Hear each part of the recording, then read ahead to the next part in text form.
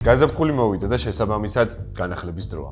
ახალი იდეები, ახალი გეგმები და ახალი ტაბლეტები, რომლებიც შენ ყოველდღიურობას უფრო პროდუქტიულს და კომფორტულს გახდის. გამარჯობა, მე გიორგი ვარ და დღეს გაგაცნობთ Lenovo-ს 11-ინჩიან ტაბლეტს, რომელიც რამდენიმე კონფიგურაციით არის ხელმისაწვდომი. ესენია Lenovo IdeaTab 11 სტილუსით და კლავიატურით, ასევე Lenovo IdeaTab 11 LTE სტილუსით ასევე. ორივე მოდელი განსაკუთრებით აქტუალურია, რადგან განახლება მხოლოდ ვიზუალური არ არის. ორივე ტაბლეტი ხელმისაწვდომია ელეგანტურ Luna Grey ფერში. თხელი, მსუბუქი და მინიმალისტური კორპუსით. 11-ინჩიანი 2.5K ეკრანი 90 Hz-იანი განახლების სიჩქარით ძალიან კომფორტულია როგორც სამუშაოდ, ისე გართობისთვის. აქვს მკვეთრი გამოსახულება, რაც იდეალურია ფილმებისთვის და კონტენტისთვის.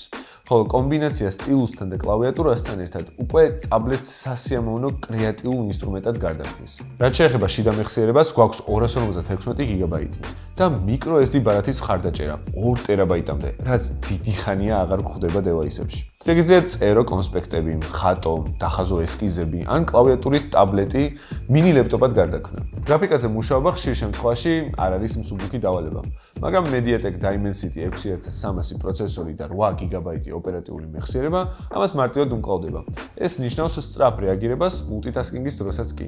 ხოლო თუ ხშირად გადაადგილდები, მაშინ LTE ვერსია შენთვის უფრო საინტერესოა. იგი გაძლევს საშუალებას სიმბარათით ინტერნეტი გამოიყენო ყველგან, კაფეში, გზაში, მოგზაურობისას.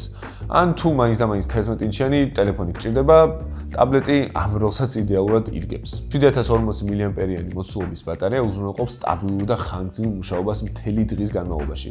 იქნება ეს სწავლა, ოფისის საქმეები თუ მოგზაურობა.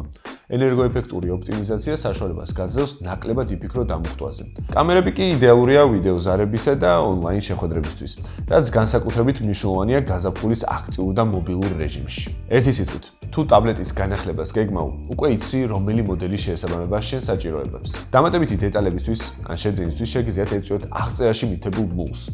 დღეისთვის კი სულ ეს იყო მეგობრებო, მე მომავალ შეხვედრამდე დაგემშვიდობებით.